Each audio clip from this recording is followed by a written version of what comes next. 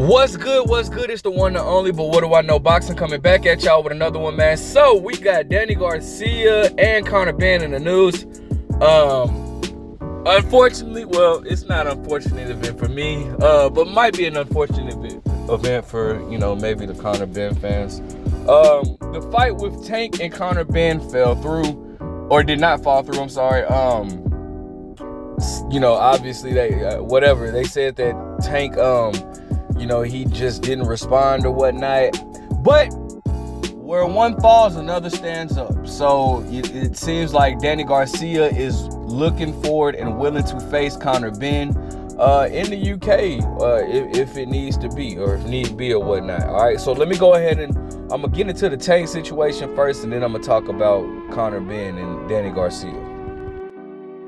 All right, so shout out to badlefthook.com. It says, Eddie Hearn says he didn't want to discuss. Eddie Hearn says Gervonta Davis rejected offer for Conor Benn. All right. Matchroom promoter Eddie Hearn spent some time talking with IFL TV about a number of topics, including not making any headway with Gervonta Davis on a proposal to fight Conor Benn. While that may be a bummer for Hearn and Conor, he does say he's received interest with another big fight for Benn that will largely depend on impending ruling from British Boxing Board of Control following Benn's recent hearing with the commission. We made him an offer which he felt he didn't want to discuss further. It was over the $10 million guaranteed, but it also had pay-per-view bonus beyond that, gate bonuses beyond that. So it could have been 20 million, could have been 25 million, but he didn't really want to discuss it. I made him an offer that I felt was an offer that was quite powerful for the fight and could also lead to a lot more than that beyond basics. I think he probably doesn't really understand the dynamics of the deal, the numbers. I might go back. I mean, to be honest with you regarding Conor Benn, he's had his hearing now, and we'll get the results of that in the next couple of weeks. Hopefully, all being positive. There was a situation that came up yesterday with a potential fight, which I'm not going to go into, but it would be a massive opportunity for Conor. All right, so that's crazy, man. Now, truth be told, I'm not really upset about this fight not happening, bro. It is what it is, man. Like, you know what I'm saying? I just feel like it was kind of one of them unnecessary fights anyways, because it's like Tank Davis moving up. What's the point of moving up to 2 weight classes to fight somebody without a belt? I just didn't see no purpose in that. You know what I'm saying? Obviously, no. I do understand the money. So if Tank would have done it, I would have understood, but I would have rather him do it for a title or whatnot. But apparently, the money wasn't good enough for Tank to take the offer because he did not, but the thing about Tank that kind of trips me out is, like, he'll sit there and talk bad about fighters on Twitter, but then when they try to make a fight with him, it's like, or not even that they try to make a fight with him, but like nothing turns out from that. Like, him and Devin ain't even going at it for years, and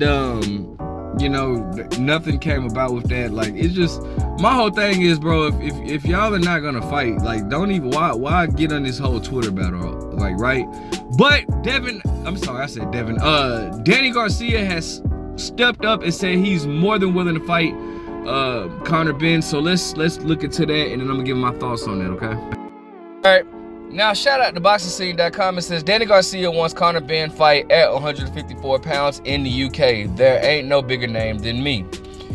The highly unlikely clash between Conor Benn and Gervonta Davis has officially fallen through the cracks. Benn's promoter, Eddie Hearn, informed the boxing public on Monday that Davis punted an offer that was presented. In recent weeks, Tank has teased the tilt with the second generation British star. With Davis now out of the picture, the former 2-division champion Danny Garcia has stepped up to the plate and called out Benn for a potential clash. I would love to fight him at 154, Garcia told YSM Sports Media. That makes great sense. He wants to fight a big name. Garcia versus Benn. There ain't no bigger fight than fighting Danny Garcia. So I would love that fight. Stylistically, that's a great fight for me, and that's a fight that I would love. at 154 and not at 147. They already know what time it is. I don't duck no smoke. I'm about to change my middle name from Swift to Smoke. Danny Garcia, who has the record of 37-3 with 21 knockouts, said that even being open to fighting Benn, who has the record of 23-0 with 14 knockouts in the United Kingdom, once Benn is cleared to fight on home soil, once his ongoing performance enhancement drug ordeal is settled. Benn's last 2 wins have taken place in the United States. If the price is right, I will go anywhere to fight Benn, said Garcia. I watched the Dobson fight. I thought he did good. Dobson was gritty though. He fought, he had skills. Garcia, who is 35 years old from Philadelphia, has been mostly inactive in recent years, having just fought once since losing to Errol Spence in 2020. Garcia beat Jose Benavidez via majority decision in July of 2022. Following the victory of a tearful, Garcia opened up to share that he had been struggling with mental health issues.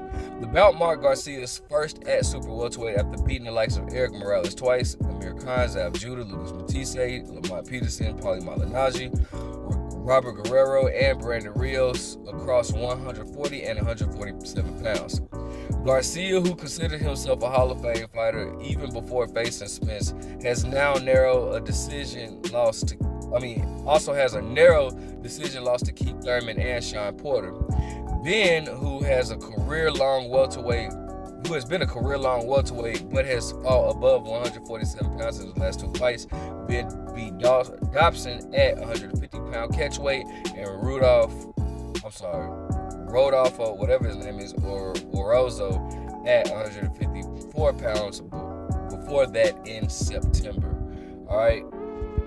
So let's go ahead and get into it.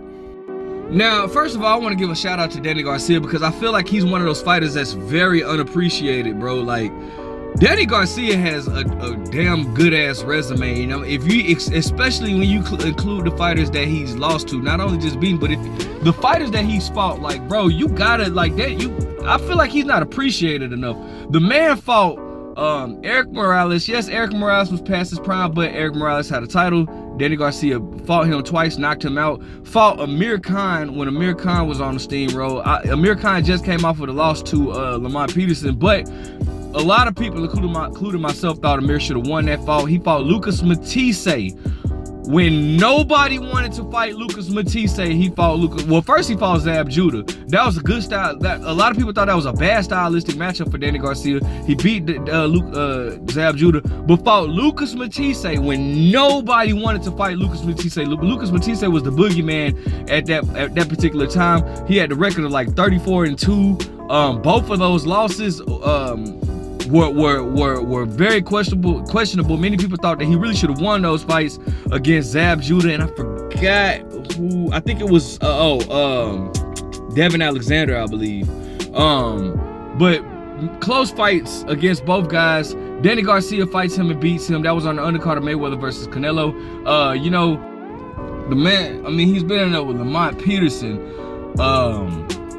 You know, he moved up, fought Keith Thurman, fought Sean Porter, fought, you know, Errol Spence, you know, beat Brandon Rios, you know, Paulie Malignaggi. He's been in there with a lot of former champions, world champions, bro. I just feel like he's very you know, he's not appreciated the way he should be, bro, because the man has a great resume.